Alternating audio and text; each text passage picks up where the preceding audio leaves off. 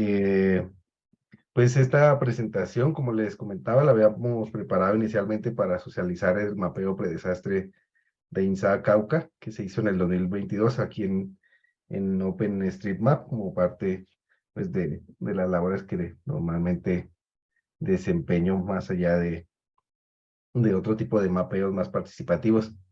Entonces, pues la idea es brevemente decirles pues qué es OpenStreetMap, cómo se hizo el mapeo predesastre en INSAA Cauca, qué datos se generaron y cómo, digamos, se accede a ellos. Eh, Vamos a hablar cómo está la necesidad de articular la comunidad OpenStreetMap Colombia con organismos de gestión de riesgo de desastres. Luego del mapeo post desastre de INSAA Cauca a través del gestor de tareas del equipo humanitario de OpenStreetMap.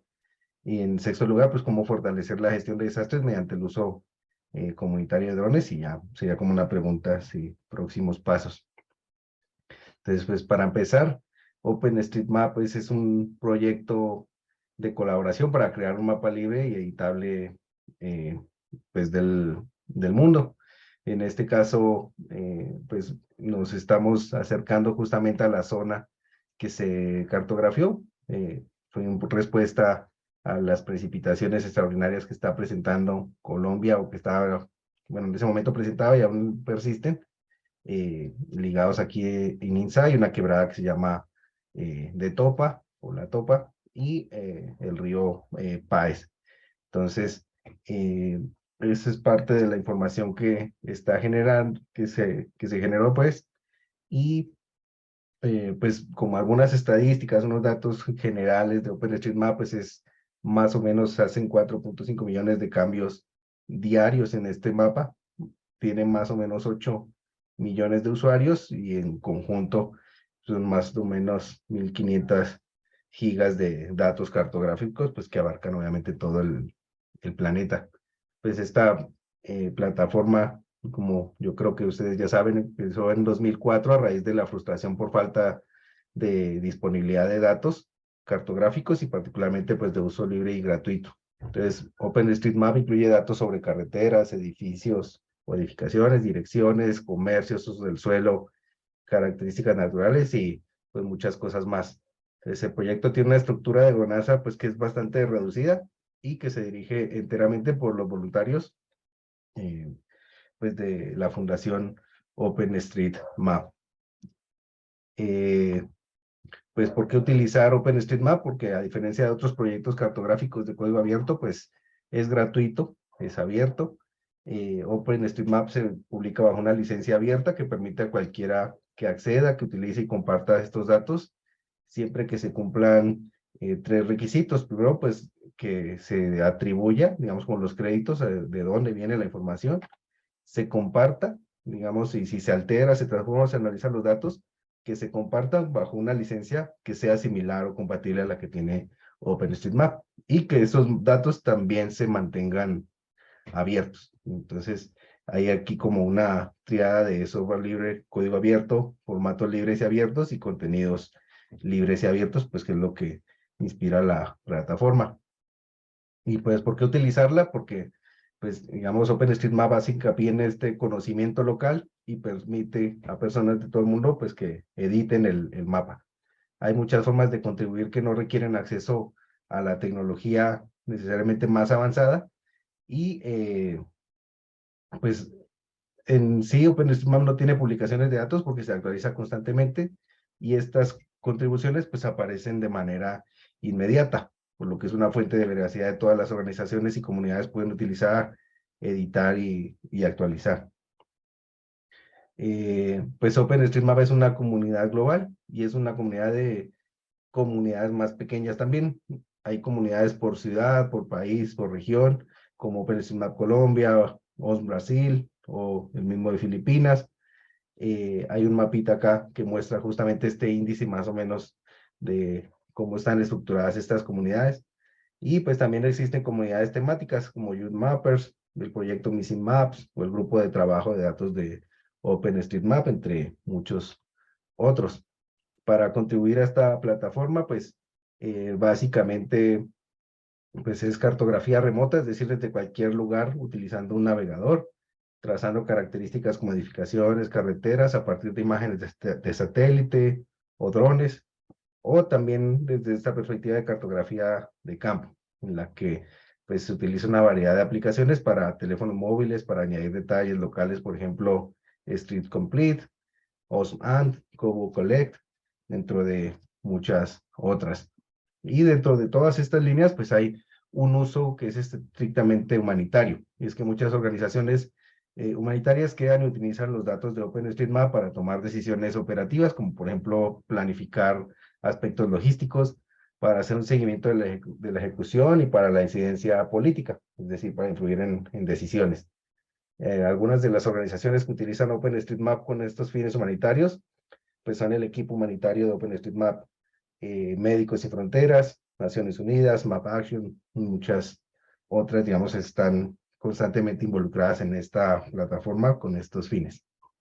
Y bueno, pues porque son importantes los datos cartográficos abiertos y participativos en el contexto de los desastres. Pues bueno, porque todas las catástrofes comienzan y terminan a nivel local. Entonces, como ciudadanos, pues cada uno de nosotros tiene un valioso conocimiento que en este caso podría decir que es hiperlocal a veces de los lugares donde vivimos y de las instalaciones e infraestructuras que existen. Entonces, al captar y compartir este conocimiento local, los ciudadanos no solo pueden marcar una diferencia significativa en la reducción y gestión de riesgo de catástrofes, sino también ser más conscientes de los riesgos y ser más resilientes en ese proceso. Acá hay un ejemplo, digamos, como de este flujo de información. En el nivel 0, digamos, tenemos prácticamente nada en el mapa. En un nivel 1 que se mapea a partir de una imagen de satélite, una imagen de dron, por ejemplo, pues ya hay, además de las carreteras aquí que estaban en el ejemplo, pues ya hay edificaciones y otras vías. Entonces hay una evaluación rápida y general de análisis de riesgos para edificios y carreteras, pero conforme se va avanzando en los niveles, pues ya se empieza a incorporar cierto conocimiento, ¿no? Como el nombre de los poblados, de las ciudades, de los barrios. eh, Eso permite hacer una evaluación del análisis de riesgos de los edificios y las carreteras en función de las ubicaciones más específicas. En el tercer nivel, pues ya se va incorporando más información, incluidas límites, por ejemplo, político-administrativos. Entonces ya se puede hacer una evaluación más detallada del análisis de estos riesgos y de infraestructuras críticas y de las carreteras y en función de su ubicación. Por ejemplo, los hospitales, no sé, refugios temporales o permanentes. Y ya datos muchísimo más detallados, es decir, eh, qué características tiene esa clínica, cuándo está abierta, por ejemplo, qué capacidad tiene, qué números de contacto. Entonces ya hay una evaluación detallada del análisis y la política de riesgos para infraestructuras críticas y, digamos, sobre la base de ubicaciones muchísimo más específicas. Entonces, como uno de estos ejemplos. Y ver cómo contribuyen estas herramientas cartográficas a la reducción del riesgo de desastres. Pues primero hay algunas, o sea, hay varias dentro del ecosistema de OpenStreetMap y una de estas es Tasking Manager o el gestor de tareas.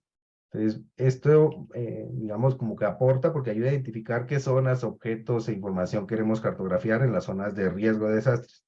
Y pues sirve para ejecutar, supervisar y evaluar el progreso de la cartografía que se genera.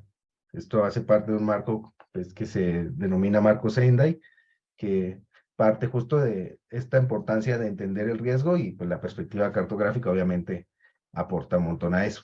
Y pues también se pueden exportar estos datos. Entonces estas herramientas reúnen todos los resultados, incluidos los datos, la información y las estadísticas de las actividades de cartografía para reforzar justamente este marco que les comento. Y es que la gobernanza del riesgo de desastres para gestionar el riesgo de desastres, es decir, tener a la mano pues justamente esta información para tomar decisiones y sobre todo pues que la tengan a la mano actores locales en lo posible. Este es el gestor de tareas del equipo humanitario de OpenStreetMap. Eh, Como ven, pues tiene un montón de edificios mapeados, tiene como sus propias estadísticas. Aquí vemos que hay tres procesos, pues que es el mapeado, la validación y el uso de los datos. pues como parte fundamental de este proceso. En este caso, estamos viendo como a explorar los proyectos que en su momento habían, se pueden explorar tanto por los nombres como por su ubicación cartográfica o geográfica.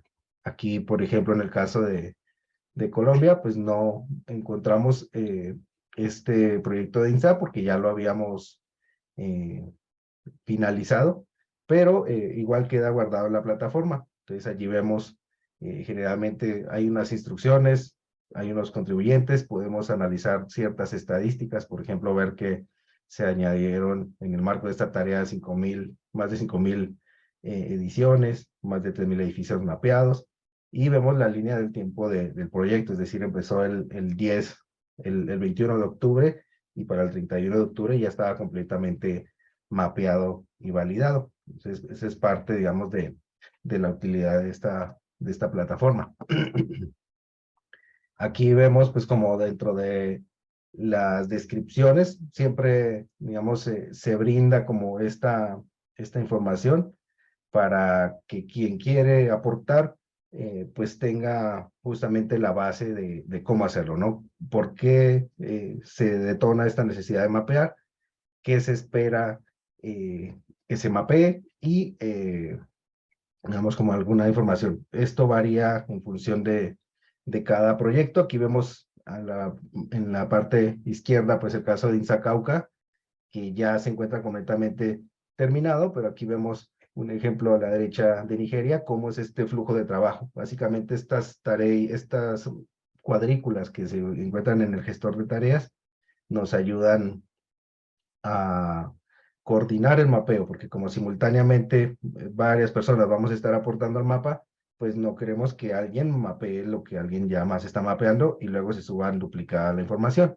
Entonces, esto lo que hace es gestionar esa actualización del mapa para que se pueda trabajar. Algo que no pone, por ejemplo, el mapa de la derecha, y si lo pones de la izquierda, también son las áreas prioritarias, es decir, marcamos zonas que por sus características, en el caso de INSA, pues era donde había ocurrido la mayor parte del movimiento de tierras provocado por las lluvias, eh, pues se prioriza para iniciar justamente por allí. Entonces, de la información que se generó en INSA Cauca, pues tenemos básicamente 4 productos, lo podemos llamar así. El primero, pues, es el mapeo predesastre como tal en OpenStreetMap.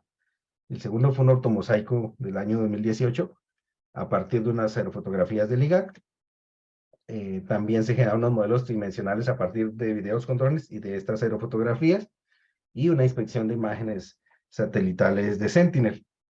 Entonces, dentro del mapeo predesastre, eh, pues aquí vamos a aproximarnos a uno de estos, a este resultado, digamos que es la información que actualmente está públicamente disponible en el mapa de OpenStreetMap. Vemos los distintos niveles de zoom, cómo nos aproximamos en este caso a comprender, por ejemplo, pues dónde están los centros poblados, dónde están las edificaciones, qué distancias con respecto a los cursos de agua tenemos.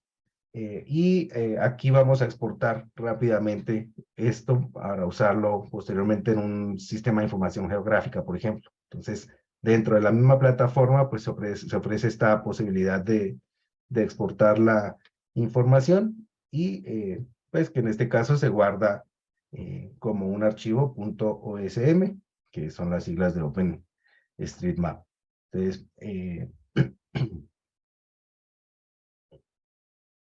ya que está descargada esa información, digamos, puedo usar un sistema de información geográfica como QuantumGIS o QGIS y arrastro nada más esa información.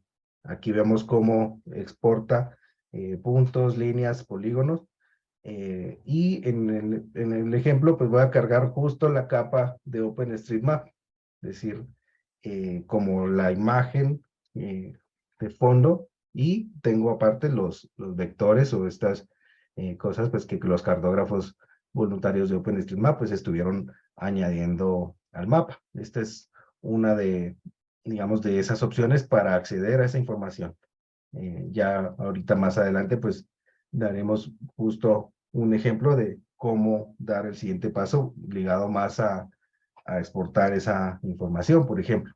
Ahí está todavía como en el formato de OpenStreetMap, pero yo puedo guardar esos objetos, digamos, para softwares como los de Esri, es decir, el ArcMap o el ArcGIS Pro, todos estos que son compatibles con este formato. Nada más, pues, es seleccionar la ruta, definir el formato de salida y hacer la exportación. Entonces, tanto para puntos como líneas como para polígonos, pues yo puedo hacer exactamente ese mismo proceso. La información ya va a estar allí disponible para quien la necesite utilizar, tanto en el contexto de la emergencia como de manera posterior, pues si en algo es de utilidad. Y aquí en este caso, pues ya vemos, usamos Quantum GIS para sacar la información y ahora la vamos a pasar a un sistema de información geográfica como es ArcMap. Aquí estamos viendo justamente pues esta información. Vemos que hay polígonos de todo tipo. Aquí vemos cómo la estructura de base de datos interna de OpenStreetMap.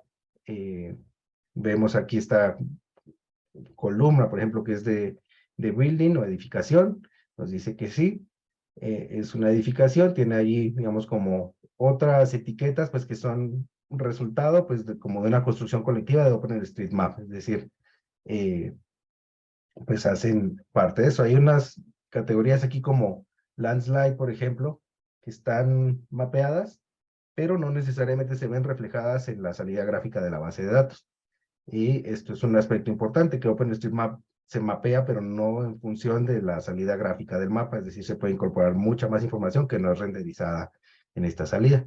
Aquí lo que vamos a hacer es una selección de atributos. Queremos que automáticamente este sistema de información geográfica pues nos seleccione todos los que en su columna sean considerados edificaciones. Entonces ya tenemos esta primera selección y pues esto ciertamente pues es útil porque ya puedo yo extraer nada más esa información y hacer otro tipo de análisis como el que vamos a ver a continuación. Y es que es filtrar y analizar según las necesidades o los objetivos del caso. Entonces aquí ya extrajimos pues los cursos de agua y las edificaciones, les añadimos estas, eh, estos colores y estas etiquetas de manera previa y vemos la comparación contra otra base de datos que es justamente la que tiene el Instituto Geográfico Agustín Codazzi, que también son datos abiertos, pero ya vamos a ver cómo es el detalle, cómo es la variación entre unos y otros. Aquí nada más hacemos un zoom a esta información y vemos cómo en una selección, digamos, arbitraria de este espacio, eh, hay 124 edificaciones que reporta la cartografía 125.000 del IGAC y OpenStreetMap reporta 338, ya no como puntos, sino como polígonos. En el caso de los cursos de agua, por ejemplo, tenemos quizás más detalle en los cursos principales en OpenStreetMap, pero no tenemos todos los cursos de agua. Entonces, al final, se trata pues de hacer como una complementariedad en esta información. Y aquí, pues, está viendo justamente uno de estos resultados, pues, que fue generar información, en este caso un ortomosaico, pues referenciado acá. En este caso, pues vamos a hacer, por ejemplo, una consulta rápida y es saber cuántas edificaciones pues están a 100 metros de un curso de agua y queremos que la seleccione automáticamente. Esto puede ser útil, por ejemplo, porque se puede identificar por su proximidad geográfica, pues que quizás estas edificaciones, como la imagen que tenemos es previa al desastre, pues ya no existen, pudieron haber sido afectadas justamente. Por esto aquí vamos a repetir esa selección, en este caso ya no con eh, aquí es con los drenajes sencillos, es decir, con la información que tiene el IGAC, primero lo hice con la de OpenStreetMap, ahora lo hago con todos los cursos de agua y qué tantas viviendas están cercanas a estos elementos, que como mencionamos, pues fueron los que detonaron digamos, la emergencia ligada justo a la afectación en en la infraestructura y debemos hacer mediciones con estos sistemas de información geográfica. Por ejemplo, ya sabemos cuáles están dentro del rango de los 100 metros, pero queremos saber cuáles están más cerca y qué tan cerca están digamos, de esos elementos del territorio. Este es el segundo resultado, pues que era un ortomosaico que se había captado en 2018, nada más las fotografías, y Ligag las tiene abiertas con una licencia que es de Creative Commons by 4, es decir, permite perfectamente generar un producto derivado y compartirlo con la misma licencia. Entonces hicimos eso con estas aerofotografías, que se ve a la parte izquierda, pues justo el origen de los datos, y esta información pues puede utilizarse, por ejemplo, para generar estos modelos tridimensionales a partir de esas aerofotografías. Aquí este modelo tiene algunas anotaciones, por ejemplo, que ayudan a identificar dónde estaban las cabeceras de los deslizamientos en 2022 con respecto a la imagen que tenemos de referencia, que es de 2018. Entonces, esto ya nos da más o menos unos estimados o una dimensión de qué tanta tierra, por ejemplo, se llegó a remover durante las lluvias extraordinarias que cayeron, ¿no? Permite obviamente también acercarse. Esto puede llegar a ser útil, por ejemplo, para un hidrólogo, un geólogo que está inspeccionando la zona y quiere identificar, bueno, qué factores fueron los que detonaron la emergencia. Y también tenemos, pues, unos modelos tridimensionales que en este caso se generaron a partir de vuelos que se hicieron con drones, pero no con fines cartográficos, sino con fines audiovisuales. Entonces, en la parte de abajo vemos el video sin procesar y con un proceso que se llama fotogrametría. En este caso se cosecharon algunos fotogramas y se hizo como esta reconstrucción. Entonces, tanto este modelo de 2022 generado con los drones como el que se generó a partir de la información del IGAC, pues sin duda es supremamente útil porque puedes también compararlo, digamos, en simultáneo. Esto se pudo generar justo gracias a contactar directamente al piloto, pues que es Andrés Urrestri, que pase parte justamente de los organismos que atendían la emergencia, pero no estaba dedicado tanto a la carta gráfica, sino a documentar los eventos desde el punto de vista audiovisual. Sin embargo, es información pues que es útil en el marco de la gestión de la emergencia. Y el cuarto producto es esta inspección de imágenes satelitales Sentinel. Es que muchas veces no conocemos toda digamos, la información que tenemos disponible. Entonces aquí vemos, al comparar algunas imágenes, por ejemplo, que estos procesos, digamos, ya estaban más o menos activos desde hacía ya algún tiempo, es decir, desde enero, febrero, marzo, abril, mayo, desde mayo ya teníamos unos procesos que estaban activos. Y en octubre ya vemos en la parte superior que, bueno, alcanza a tapar un poco las nubes, pero vemos el volumen de tierra que más o menos se generó. Es decir, ya había un precedente de estos fenómenos, nada más con la caída de las lluvias, pues se vio afectado. Esto es en la cabecera de los deslizamientos. Ahora aquí vemos cuando se generaron estos deslizamientos, pues se generó un represamiento del río Páez.